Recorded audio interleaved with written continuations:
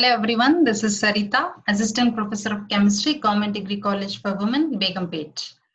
In our previous videos, we have seen the introductory part of chromatography, in which we have seen the principle involved in it, the classification of chromatography, and also one of the most important technique, that is thin layer chromatography. Now in today's class, let us discuss about paper chromatography. So what is paper chromatography and how it is useful in the separation of the components from a given mixture? In this paper chromatography, as the name itself, we can see that it is paper.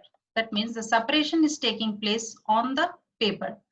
So this is the paper on which you can see the separation of the components is being taken place. Paper chromatography was first introduced by the scientists Martin and Sench in the year 1943. It is a type of planar chromatography. What is planar chromatography? In the last class, I have told you that the separation is mainly taking place on the surface of the paper here, whereas in TLC, it is taking place on the surface of the glass plate. Now in paper chromatography also, it is, you can see the separation is being taken place on the surface of the paper, and it is on one plane. So it is known as planar chromatography. It is the simplest and widely used type of chromatography procedures which runs on a specialized paper. So this paper, whatever we take for this paper chromatography technique is Whatman filter paper. So Whatman chromatography papers are available by which we can do this separation. What are the principles involved in paper chromatography? There are two principles that are involved in this paper chromatography. Those are paper partition chromatography and paper adsorption chromatography. Now, what is the difference between this partition and adsorption? Let us see. So first, partition chromatography. So in this case, the substances are partitioned or distributed between the liquid phases.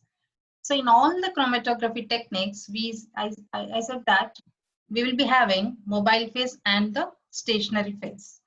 So now in this case, in the partition chromatography, both the mobile phase and the stationary phase will be the liquid form. So between these two phases, which are liquids, the substances or the components have to get distributed. Now in this paper chromatography, as I said that the separation is taking place on the paper. That paper is made up of cellulose. And in that cellulose, we find small pores in it. Okay, these pores where water is held in these pores. So that filter paper, it is acting as a stationary phase.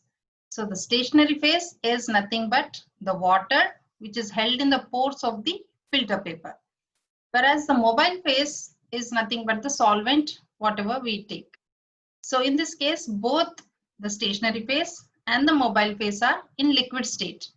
Why in liquid? Because here it is water which is held in pores is acting as a stationary phase.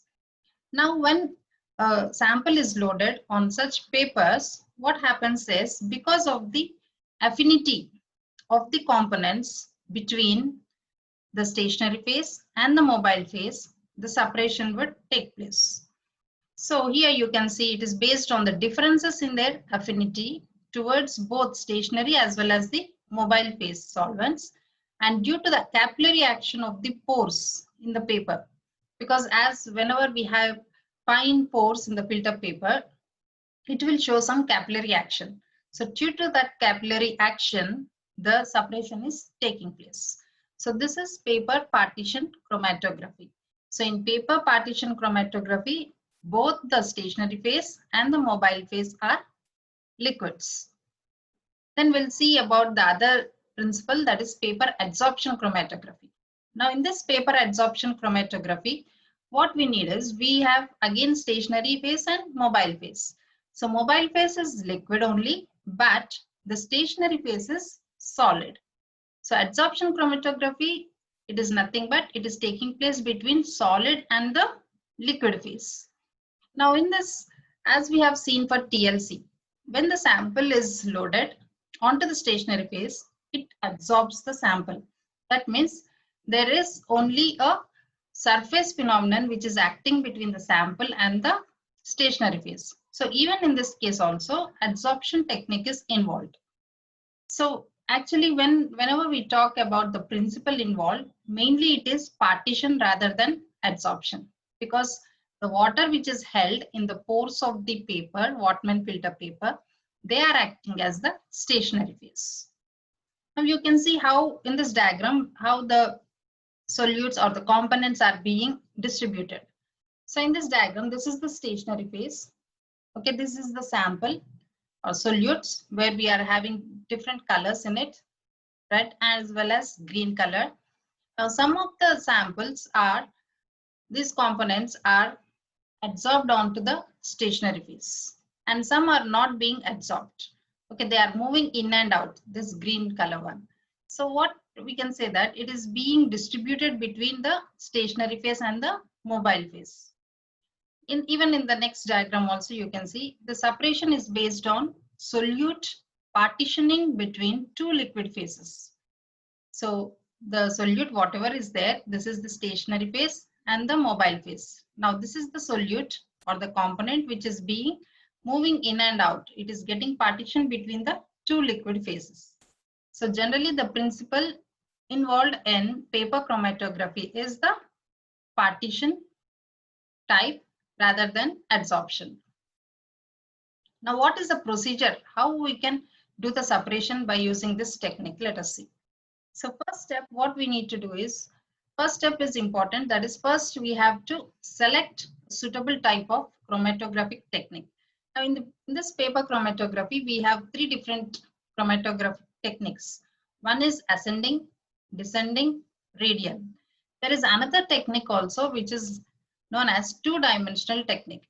Now we'll see what is the difference between all these different types of techniques later on. So first what we have to do is we have to select which chromatographic technique we need to perform.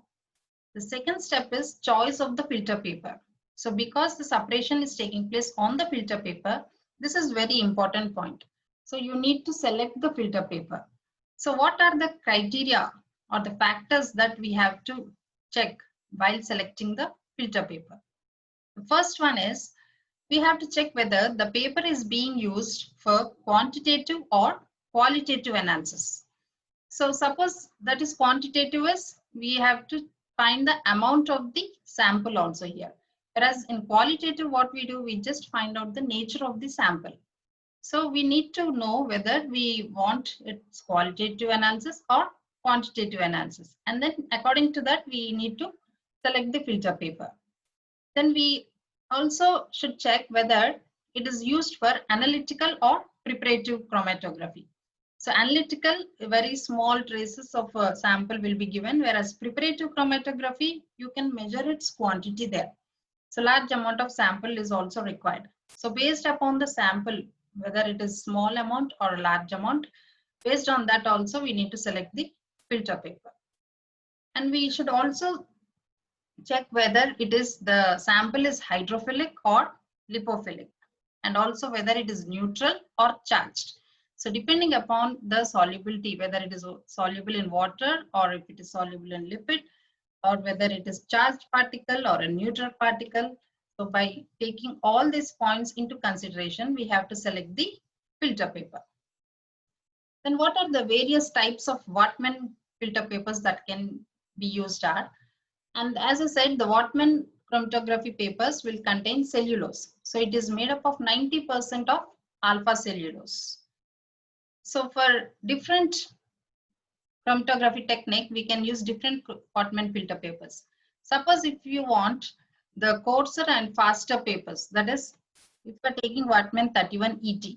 So this chromatography paper will help you to separate the components which can act in a faster way. That is, the technique will be very fast when we use this type of filter paper. Suppose if we are taking Whatman 20 Schleicher or Edrol 208, so these are nothing but the company names where the figures are given based on its porosity. Okay, so these papers are acting as a slow papers. That means the development will take very slowly.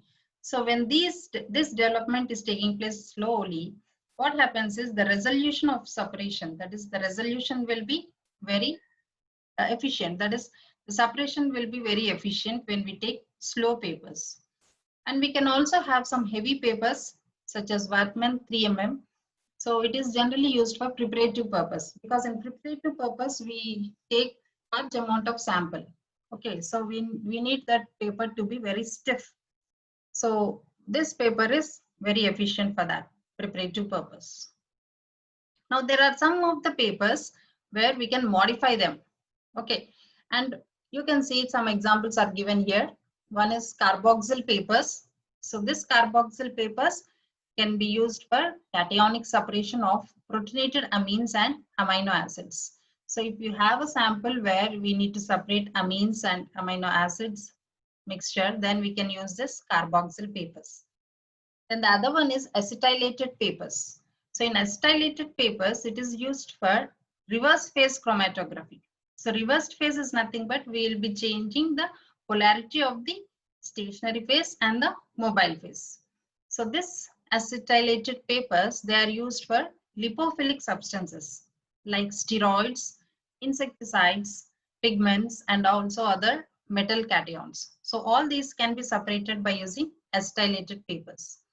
Then the other one is Kieselguhr paper, alumina paper, zirconia, and silica papers. So all these different types of papers, they can be efficiently used, and we use almost these papers for the substances. What we can separate by this are amines, fatty acids, steroids, triglycerides, vitamins, and pesticides. Then there are another type of paper that is known as ion exchange paper. So where we will be having some of the ions which are embedded onto the paper. So that can be used for ion exchange paper chromatography.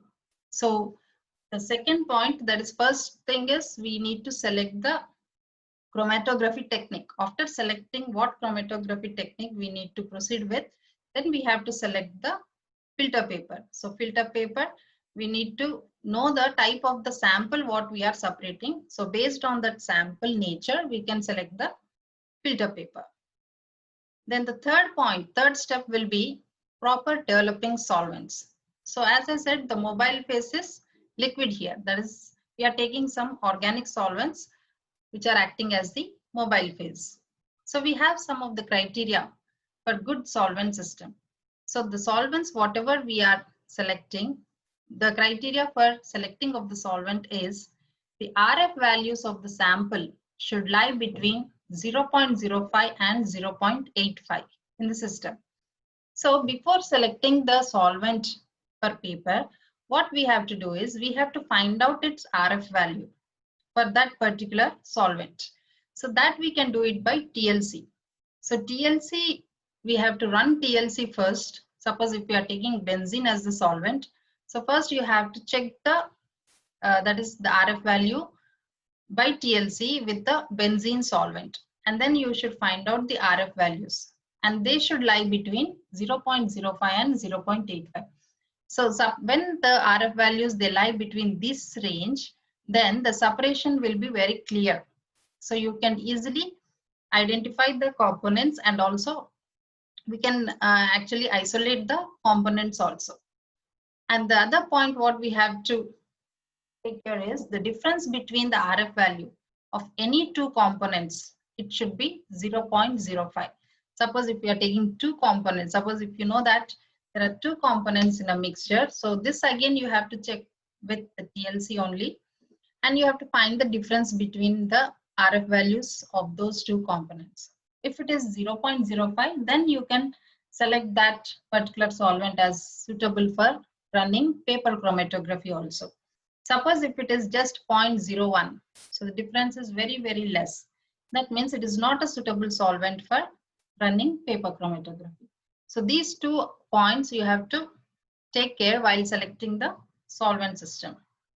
And the solvent should not undergo chemical reaction with any of the components of the sample mixture. This is already with all the other chromatography techniques also we have to take care that the solvent should be inert. That means it should not react with any chemical. That is, it should not undergo any chemical reaction with the sample. The solvent should not interfere with the detection of spots on the developed chromatogram. So after development of the chromatogram, for detecting of the spots, that solvent should not interfere. Suppose if the solvent interferes, we cannot actually identify the spots. So the solvent should not interfere with the detection of spots. The composition of the solvent system should not alter with time. Suppose in some cases, we can take a single solvent or we can take a mixture of the solvent. So when you're taking the mixture of solvent in equal ratio, or it may be different ratio also, after when you're performing the experiment, then you have to see that the ratio or the mixing of the two solvents should not change with the time, because suppose at the starting of the chromatogram development, if it is 1:1 ratio, then it should remain the same composition, 1:1 ratio, and throughout the entire technique. Okay, sometimes what happens is one solvent, if it is more volatile, so what happens, the whole because as it is more volatile, it gets vaporizes, so the ratio may change. So that the care you have to take care is you have to cover that beaker or the paper chromatography chamber properly, so that that is the solvent will not undergo volatilization, and then the whatever the separation, whatever we are doing will be very clear. So the composition should not alter with time.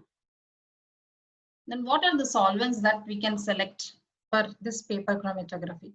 So here it is given in the order of increasing polarity. So we can start over with non-polar solvents, just go on increasing the polarity. So from top to bottom, while you go from N-hexane to water, the polarity will increase.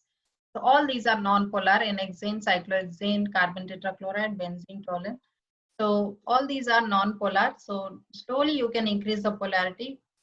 That is ethyl acetate, N-butanol, acetone, ethanol, methanol, water.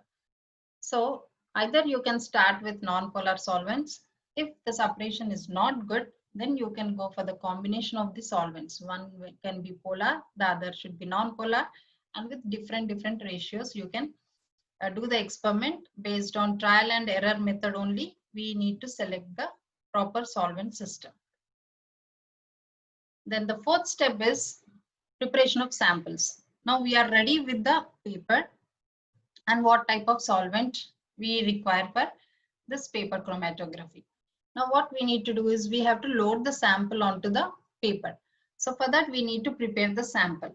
Suppose if the sample is solid, so what we have to do is we have to mix that sample, solid sample, with a solvent, suitable solvent, where the sample has to dissolve in that solvent. So after the sample has dissolved in the solvent, then only we can load that sample onto the paper. So the sample volume may be 10 to 20 micrograms. It is ideal quantity to just load the sample onto the paper. Then how to load the sample onto the paper? That is nothing but spotting.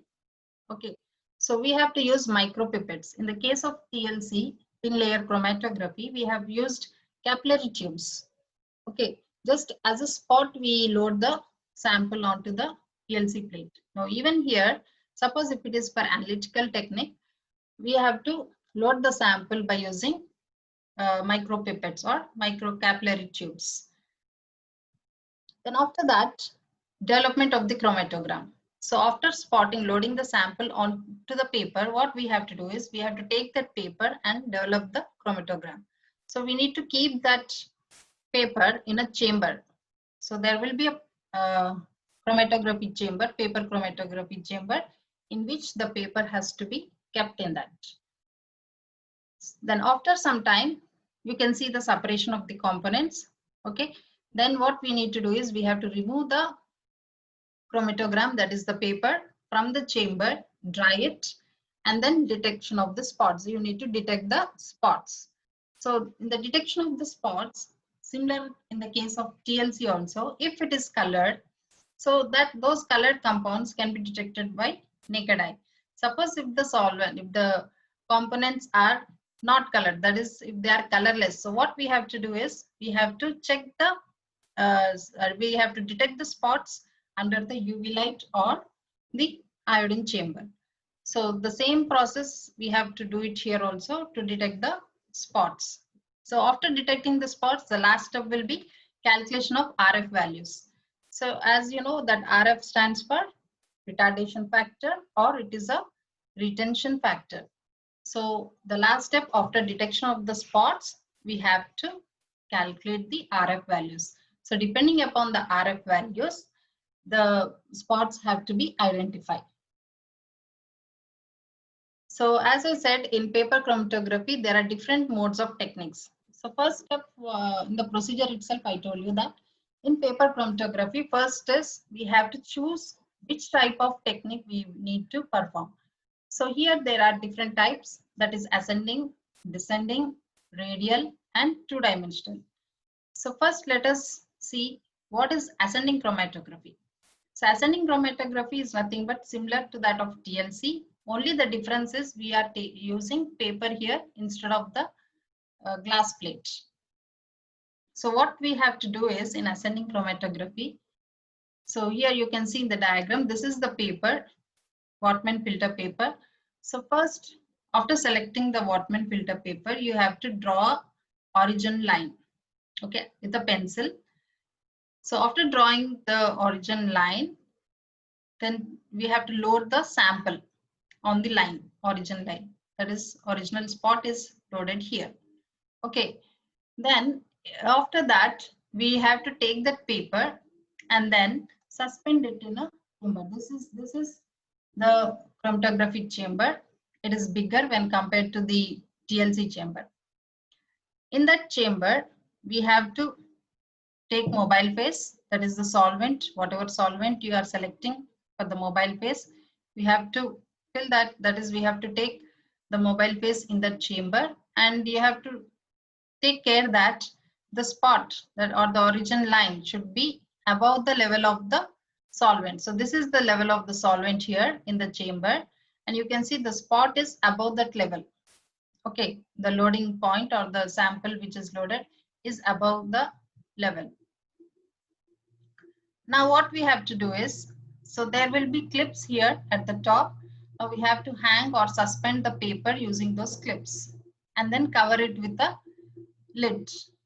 Okay, so now this is the complete equipment for paper chromatography. So what we have taken, first select the filter paper on which the separation has to be taken place. Then draw origin line. On that origin line should be a little bit like, if this is the paper, it should be around 2 centimeters height. So leave some space from the bottom and then draw origin line. On that, the sample has to be loaded.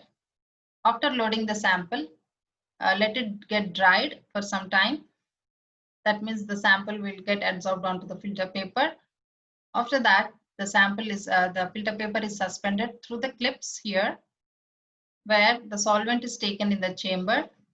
The level of the spot should be above the layer of the solvent. Okay, now what happens?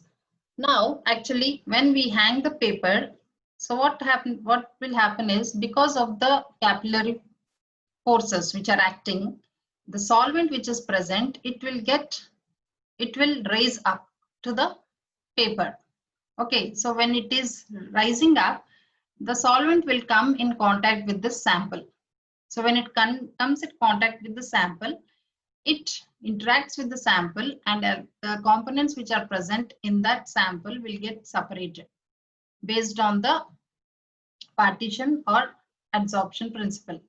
So till the solvent has run up to 3/4 of the paper, this is the 3/4 level of the paper, you have to just watch the level of the solvent should come up to the 3/4 of the paper. That is taken as the solvent friend. So when it has reached up to 3/4 of the paper, we have to open the lid and then remove the paper from the clips. And then take a pencil and draw the line. That is the level of the solvent. So that we call it as a solvent front. Now after drawing, what we need to do is we have to dry the paper for some time. Just leave it there as it is. It just gets dried up. So after it gets dried up, you can see clear spots on the paper. If it is colored, it is visible. If it is colorless, you have to keep that paper under the UV light. So this type of technique we call it as ascending chromatography. Okay, why it is known as ascending is here, as you can see, the solvent is traveling up. That is, it is moving up, or it is ascending up to the filter paper. So from the bottom, it is moving to the top of the filter paper. So as it is traveling in upward direction, then that is known as ascending chromatography. So the chromatography technique where the solvent is moving, or if it is traveling in an upward direction of the paper, then we call it as ascending chromatography. Then we'll see what is next technique, which is descending chromatography. Now in descending, again in the name itself it is the descending. That means the movement of the solvent should be descending. That means from top to bottom. So for this is the equipment required. Now in this case, you can see there is a trough here which is filled in with the solvent. That is a mobile phase. Now this is on the top of the trough. Okay, so complete this everything will be enclosed in a chamber. Okay, so there is a trough where the solvent can be filled in that, and this is the paper on which here you can see this is the origin line. Okay, on the origin line the samples have been loaded. 4 different samples have been loaded, A, B, C and D. Okay, so in this case the origin line should be on the above top of the paper, whereas in the previous case the origin line is at the bottom of the paper. Now here we have to draw the origin line on the top of the paper, and then we need to load the sample. After loading the sample, what we have to do is we have to take that edge, the top edge of the paper, and then touch into the solvent. Okay, there is anti-siphon rod also. So on this rod, if you just hold that paper and just roll it, the edge of the paper, the top edge of the paper will get in contact with the solvent. And then the paper is suspended in the trough like this, freely. It is freely suspended. So, and just leave it like that. Now what happens again, because of gravity, what happens is again the solvent which is present here, as the paper is touched, it is in contact with the solvent, it slowly travels down towards the down or the bottom side of the paper because of the gravity. So when it is traveling down like this, from top it is traveling down. So when it is traveling down, it will come in contact with these samples. So when it comes in contact with the samples, again it depends upon the affinity which is present between the sample and the paper. If the components are more strongly binded to the stationary phase, then they will travel to a lesser extent, as we have seen in TLC. So more affinity towards stationary phase, less is the, or slower the component travels. Or else you can say in other words, if the component has less affinity towards the stationary phase, then it will travel at a faster rate. So the same principle we can apply here. So whichever component is having less affinity towards the stationary phase, that will travel fast along with the solvent from the top. So the solvent is flowing downward.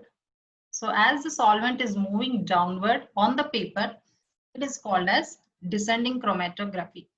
Whereas in ascending, the solvent will travel up. That is, it will move upwards. In descending, it will move downwards. So here also we have to see that the solvent should travel up to 3/4 of the distance. Okay, till here. Suppose if till the 3/4 of the paper, if it is traveling, then we have to stop the technique, that is a procedure, and then remove the paper from the that is rod. and then dry it and detect the spots. If it is colored, again the same thing, we can detect it through our naked eye, and if it is colorless, we have to detect it under UV light. So this is about descending chromatography. Then, yeah, this is the diagram for paper chromatography, where generally we use upward method only, or it is ascending chromatography technique only. So this is the solvent. You can see the paper hanging from the clip, and this is solvent. The blue colored one is nothing but, we are showing in this diagram, is nothing but the solvent has moved upward till here, and these are the components which are present in the paper. Now, after doing this, that is after development, if you remove the paper, suppose this is after development, now there are three colors that are visible: red, purple, and blue. Now these three colors, as they are visible, we can say that there are these three components are present in the mixture. Now what we have to do after the paper has got dried up, now we have to measure the distances. So measure the distance from the origin line. This is the origin line of the paper. Okay. So from there, you have to measure the distances of each and individual component. So here you can see the red spot has traveled up to 2 centimeters. Purple spot has traveled up to 6 centimeters. Blue has traveled up to 8. And the solvent front, we need to measure the distance the solvent has traveled also. Okay, so that you have to mark it with a pencil after removing from the chamber. So that also we have to measure, which is 10 centimeters. Now what we have to do, we have to calculate the RF values. So as we know that the formula for calculating RF is what it is: retardation factor or retention factor. So how to calculate? It is nothing but the distance traveled by the component divided by the distance traveled by the solvent. So by applying that formula, we can calculate the RF value. So here you can see RF value of red component first. So what is the distance traveled by that particular component? It is 2 centimeters. So divided by the distance traveled by the solvent, that is 10. So 2 divided by 10, it is 0.2 will be the RF value. Then similarly for purple component. So purple component has traveled a distance of 6 centimeters. So 6 divided by 10. So it is 0.6. Similarly for blue, it is 8 by 10. So it is giving rise to 0.8 as the RF value. So all these are the RF values what we have calculated by paper chromatography.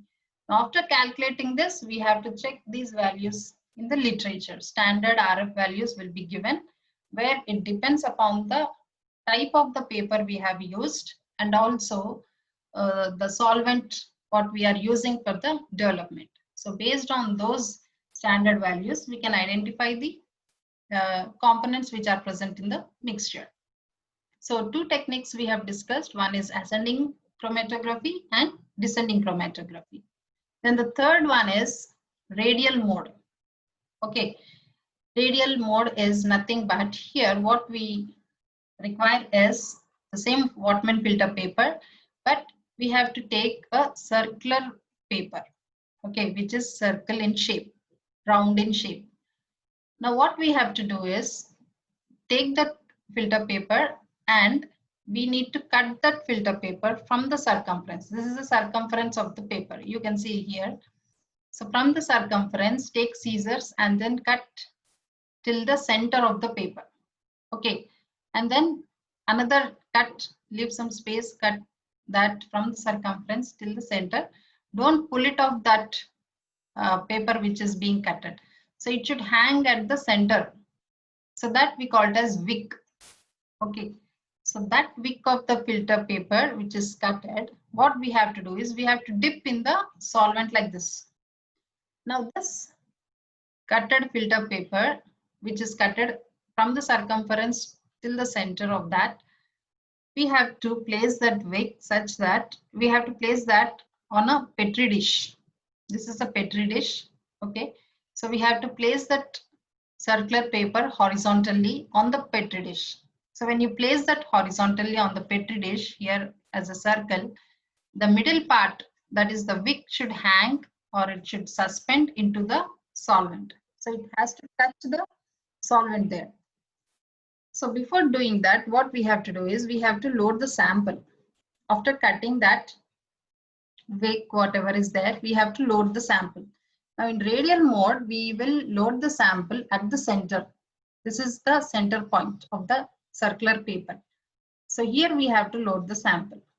Okay, after loading the sample, then we have to place the filter paper horizontally on the petri dish and keep this wick hanging into the solvent.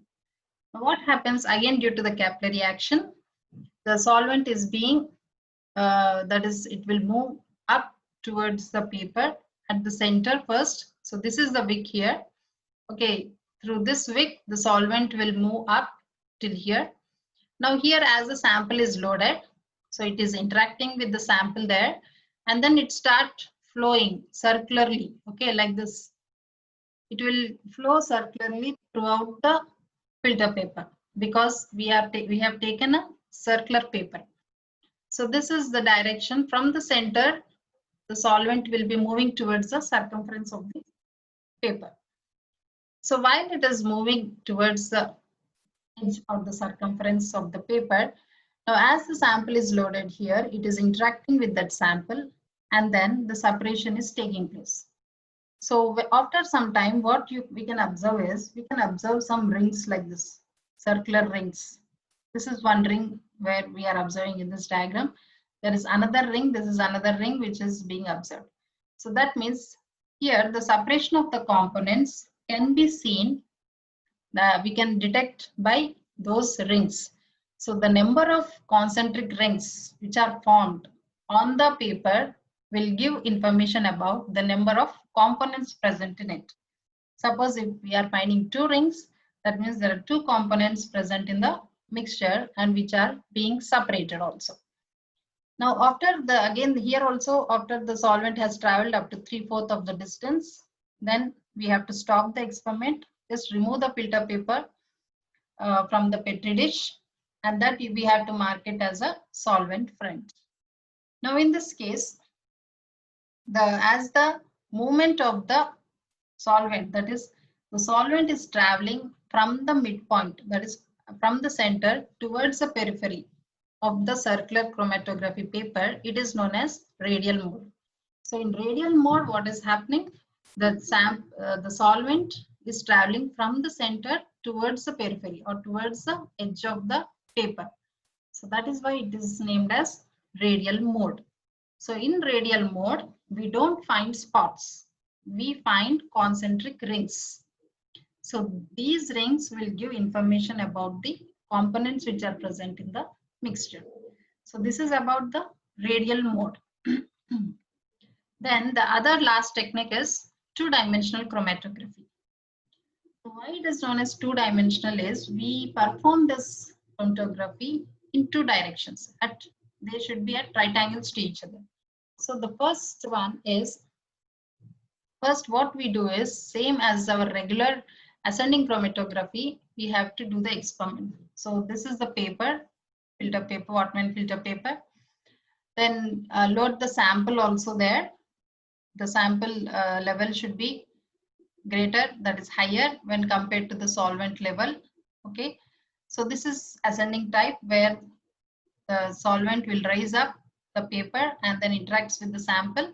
Now the separation takes place. So after a few minutes, what we observe is we observe something like this. Okay, these are the different components which are present in the sample. Now what we have to do is the same paper after some hours, that means after all the separation has been taken place, what we will do is we have to turn this filter paper. So turn the filter paper 90 degrees clockwise. Just turn it to 90 degrees and then place the filter paper in the different solvent. Suppose if we are using benzene here, now you have to use some other. Suppose if it is chloroform, you can use the other as the solvent. So take another solvent in the that is the chamber, and then turn the paper and then just hang it in that. So what happens is here, again, the separation, whatever here it has taken place, you can see all the overlap of the components you can see in this case. Now, if you do this two-dimensional, so one-dimensional we have done first, then we have turned the filter paper in a 90 degrees clockwise, so that another separation we are taking by using different solvents. So after some hours, you can see that the components are being separated. They are separated apart. More spacing is seen between the components. They are not overlapped as in the previous case. So this two-dimensional chromatography is very useful for the components which are having very near RF values. When the difference of RF values between the components is less, then we can use this two-dimensional chromatography. So two-dimensional chromatography is nothing but where we are doing the same as first we have to do the chromatography, ascending chromatography, and then turn it at right angles, that is 90 degrees, and then perform another ascending chromatography by using another solvent. So the separation is very clear and neat. So these are the 4 different techniques we have discussed. One is ascending, then descending chromatography, radial chromatography, and the last one is two-dimensional chromatography. Then now we'll see what are the applications of this paper chromatography. So in all the chromatography techniques, the main application is nothing but the separation of the components. So even in this case, the same applications will come across. First, to study the process of fermentation and ripening. So we can study whether, suppose a fruit is there or a fermentation process going on, you can find out whether the process is going on actually or not by taking the sample and performing the TLC or paper chromatography. To check the purity of pharmaceuticals. So again, the same thing. If the drugs, whatever we are preparing, if it is having some, that is some of the impure things which are present in that, okay, then we can check the purity of that drug. To inspect cosmetics, same thing, cosmetics, whatever undesired compounds which are present in cosmetics can also be detected. It is used to detect the adulterants. So adulterants, you can take food materials, milk, everything. So everything can be detected. Adulterants can be detected from all the foodstuffs.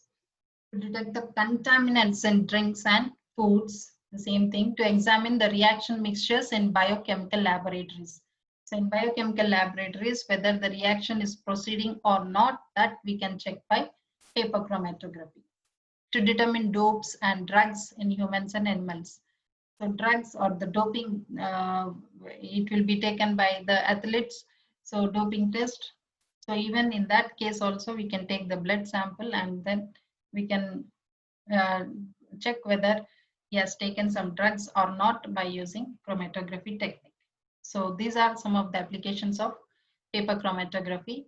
So the main difference between the TLC, that is thin layer chromatography, and paper chromatography is only the there in TLC we will take the adsorbents which are sprayed, or we can dip the glass slide into the slurry and then we can prepare the TLC plates.